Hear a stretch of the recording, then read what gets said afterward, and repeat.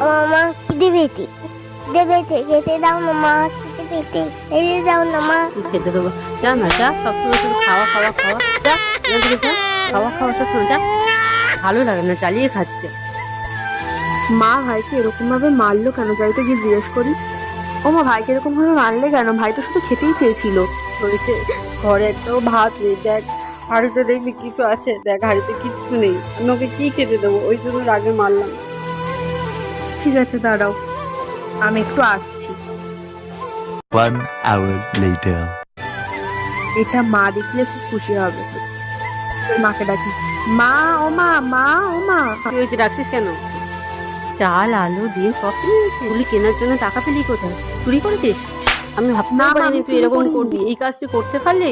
হ্যাঁ, ও মা, আমি চুরি করিনি, আমি টিউশনের ফিস দিয়ে আমি এটা কিনে এনেছি। তুই সত্যি টিউশন পেয়েছিস? ঠিক আছে, আমি তাহলে রান্না